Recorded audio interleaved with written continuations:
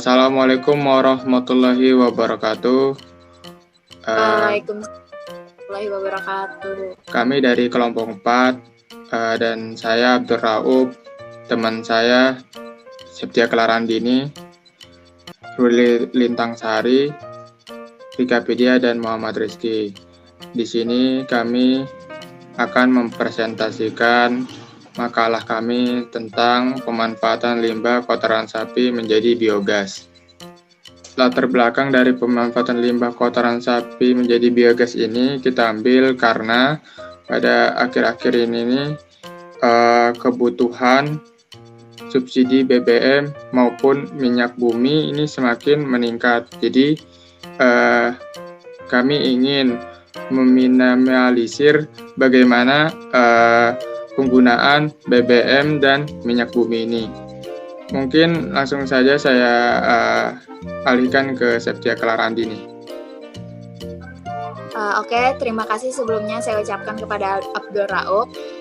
Pada kesempatan kali ini kami akan menjelaskan apa itu pengertian biogas, komponen apa saja yang terdapat dalam biogas, bahan baku pembuatan biogas itu apa aja, terus faktor-faktor yang mempengaruhi pembentukan biogas, alat dan bahan yang kita gunakan dalam pembuatan biogas dari limbah sapi ini, kemudian tahapan pembuatannya itu bagaimana, manfaat dari biogas yang telah kita buat, dan kelebihan serta kekurangan dari biogas tersebut.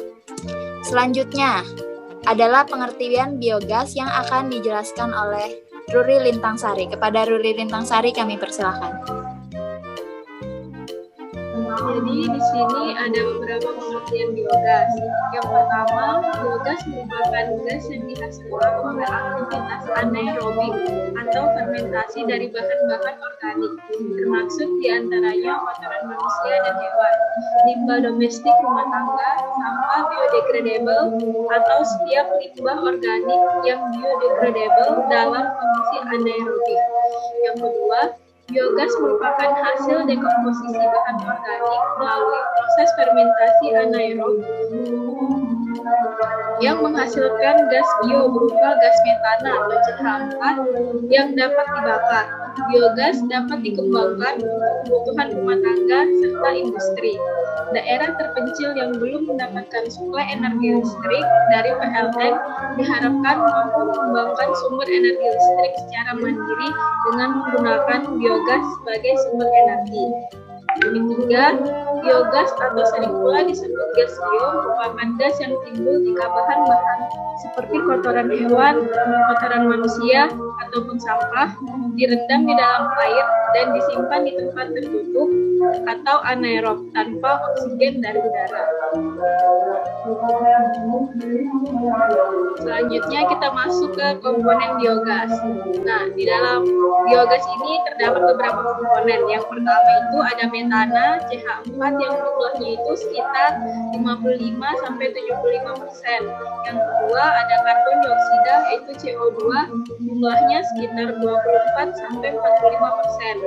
Yang ketiga ada nitrogen N2, jumlahnya 0-0,3%. Yang keempat ada hidrogen H2, jumlahnya sekitar 1-5%. Yang kelima ada hidrogen sulfida atau H2S, yang jumlahnya sekitar 0-3%. Yang keenam ada oksigen atau O2 yang jumlahnya 0,1-0,5%. Nah, dari semua komponen biogas yang berperan menentukan kualitas biogas adalah metana dan karbon dioksida. Jika kadar metana tinggi, maka biogas akan memiliki nilai kalori yang tinggi. Sebaliknya, jika kadar karbon dioksida tinggi, maka nilai kalor biogas tersebut akan rendah.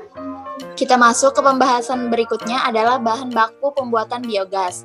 Jadi bahan baku pembuatan biogas ini akan dijelaskan oleh saya sendiri, Septia Klarandini. Bahan baku pembuatan biogas yang pertama itu ada dari limbah tanaman. Limbah tanaman ini bisa berasal dari tebu, dari rumput-rumputan, jagung, gandum, dan lain-lain sebagainya. Kemudian bahan baku yang kedua itu ada limbah dan hasil produksi. Itu bisa terbuat dari minyak, dari bagas, penggilingan padi, dan limbah sagu. Kemudian yang ketiga itu ada hasil samping industri. Contohnya seperti tembakau, limbah pengolahan buah-buahan, sayuran, dedak, kain dan tekstil, ampas tebu dari industri gula dan tapioka, limbah cair industri tahu. Kemudian yang keempat itu bisa dari limbah perairan. Contohnya seperti alga laut dan tumbuh-tumbuhan air. Kemudian bahan baku dari limbah peternakan. Contohnya itu seperti kotoran sapi, kotoran kerbau, kotoran kambing, dan kotoran unggas. Kita lanjut ke faktor-faktor yang mempengaruhi pembuatan biogas. Di antaranya itu ada temperatur. Gabungan bakteri anaerob bekerja di bawah 3 kelompok temperatur utama. Temperatur klorofilik, mesofilik, dan juga termofilik. Kemudian faktor yang kedua itu ada derajat keasaman atau pH. Pada dekomposisi anaerob, faktor pH itu sangat berperan karena pada rentang pH yang tidak sesuai, mikroba tidak dapat tumbuh dengan maksimal dan bahkan dapat menyebabkan kematian yang pada akhirnya dapat menghambat perolehan gas metana. Faktor yang ketiga itu adalah faktor konsentrasi padatan. Konsentrasi ideal padatan untuk memproduksi biogas itu adalah sekitar 7-9% kandungan kering. Kondisi ini dapat membuat proses digester anaerob berjalan dengan baik. Kemudian faktor yang keempat itu adalah keracunan dan hambatan. Keracunan atau toxicity dan hambatan inhibition proses anaerob dapat disebabkan oleh berbagai hal, misalnya itu seperti produk antar asam lemak yang mudah menguap yang dapat mempengaruhi nilai pH-nya. Selanjutnya faktor yang kelima itu ada nutrisi. Seperti yang kita tahu ya, mikroorganisme itu pasti membutuhkan beberapa vitamin esensial dan asam amino. Zat tersebut itu dapat disuplai ke media kultur dengan memberikan nutrisi tertentu untuk pertumbuhan dan metabolismenya. Faktor yang keenam itu ada kandungan padatan dan pencampuran substrat. Kandungan padatan dan pencampuran substrat itu sebenarnya belum ada informasi pasti tentang mobilitas bakteri metanogen di dalam bahan secara berangsur-angsur yang dihalangi oleh peningkatan kandungan padatan yang berakibat terhambatnya pembentukan biogas. Tetapi itu menurut Anonymous. Selain itu yang terpenting untuk proses fermentasi yang baik diperlukan pencampuran bahan yang baik akan menjamin proses fermentasi yang stabil di dalam pencerna. Jadi kandungan padatan dan pencampuran substrat walaupun belum diketahui secara pasti, tetapi itu merupakan faktor yang sangat mempengaruhi proses pembuatan biogas. Faktor selanjutnya adalah penentuan kadar metana dalam BMPM.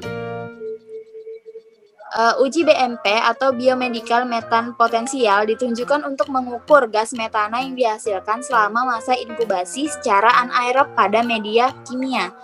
Uji ini dilakukan dengan cara menempatkan cairan, contohnya itu cairan inokulan atau biakan bakteri anaerob dan media kimia dalam botol serum. Nah, kemudian botol serum ini diinkubasi pada suhu 35 derajat Celcius. Lalu, pengukuran dilakukan selama masa inkubasi secara periodik, biasanya itu setiap 5 harian gitu. Sehingga pada akhir masa inkubasi, pada hari ke-30 didapatkan akumulasi gas metana. Faktor selanjutnya yang terakhir adalah rasio karbonat nitrogen atau C/N. Proses anaerobik akan optimal bila diberikan bahan makanan yang mengandung karbon dan nitrogen secara bersamaan. Biasanya CN ratio ini menunjukkan perbandingan jumlah dari kedua elemen tersebut. Pada bahan yang memiliki jumlah karbon 15 kali dan jumlah nitrogen akan memiliki C/N ratio 15:1.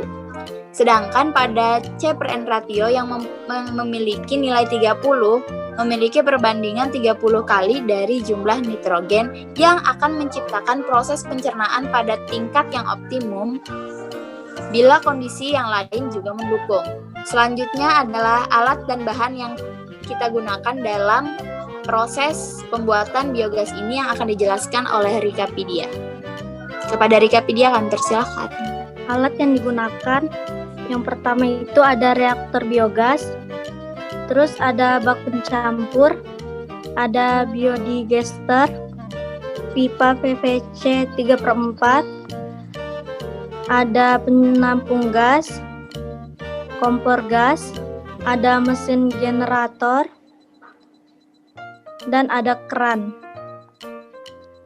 Selanjutnya, bahan yang digunakan yaitu kotoran sapi dan air. Setelah kita membahas tentang alat dan bahan yang kita gunakan dalam proses pembuatan biogas, sekarang kita masuk nih ke tahapannya. Bagaimana sih caranya untuk membuat biogas tersebut? Nah, tahapan-tahapan tersebut akan dijelaskan oleh Muhammad Rizky. Kepada Muhammad Rizky kami persilahkan. Tahapan pembuatan biogas. Yang pertama, pengangkutan kotoran sapi dari kandang menuju reaktor biogas. Kemudian, kotoran sapi dicampur dengan air dengan perbandingan 1:1, atau bisa juga dengan perbandingan 1:2. Intinya, kotoran dicampur dengan air seperlunya sampai kotoran tidak menggumpal atau berbentuk padatan. Selanjutnya, kotoran yang sudah dicampur dengan air kemudian dimasukkan ke dalam biodigester melalui lubang yang terhubung antara bak pencampur dan biodigester. Biodigester yang terkubur di dalam tanah ini diisi sampai penuh untuk mendorong udara keluar dari biodigester. Hari pertama sampai ke-8, gas yang ada pada biodigester dikeluarkan karena gas yang terbentuk adalah gas CO2. Terbentuknya gas metana membutuhkan waktu 14-20 hari. Selanjutnya, gas metana dari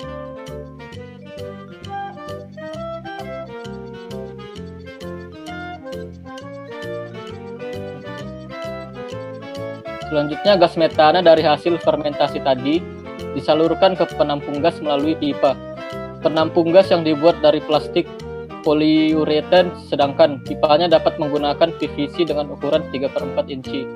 Di sini gas ditampung sampai penuh terlebih dahulu dan memiliki tekanan tertentu untuk bisa disalurkan ke aplikasi lain berupa kompor dan mesin generator. Selanjutnya, untuk mempermudah pengendalian aliran gas, dapat digunakan valve atau keran. Yang terakhir, biodigester dapat diisi terus-menerus sedemikian sehingga mendorong kotoran yang telah lama mengendap di bagian paling bawah.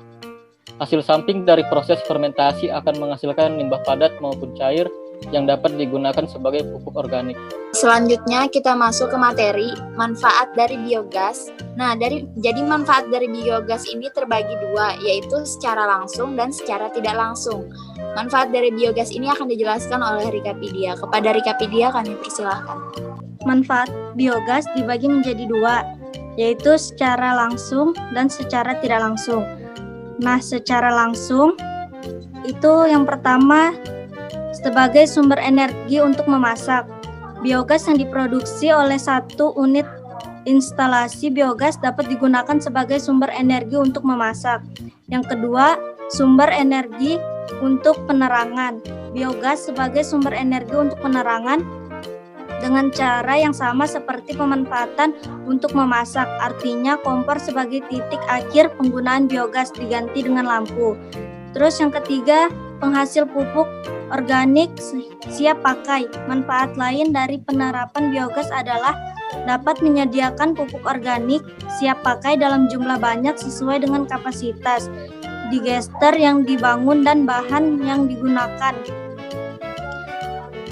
Terus manfaat biogas secara tidak langsung itu ada yang pertama mengurangi efek gas rumah kaca. Penerapan biogas dapat mengurangi emisi gas metana yang dihasilkan dari dekomposisi bahan organik yang diproduksi dari sektor pertanian. Terus yang kedua membantu program pelestarian hutan, tanah, dan air, meningkatkan harga BBM khususnya minyak tanah. Akan mendorong masyarakat untuk mencari alternatif bahan bakar murah, salah satunya adalah kayu bakar. Yang ketiga, mengurangi polusi bau. Pengembangan biogas mempunyai sifat ramah lingkungan. Di sini mengandung pengertian bahwa penerapan biogas dapat menghilangkan bau yang tidak sedap. Terus yang keempat, meningkatkan sanitasi lingkungan. Kotoran ternak dari limbah organik lainnya apabila tidak dikelola dengan baik dan berserakan di mana-mana. Yang kelima, meningkatkan pendapatan usaha ternak. Pengembangan biogas dapat memberi peluang untuk menambah pendapatan dari hasil penjualan popok kompos hasil dari limbah unit biogas. Terus yang keenam, mendukung kebijakan pemerintah mengurangi subsidi BBM.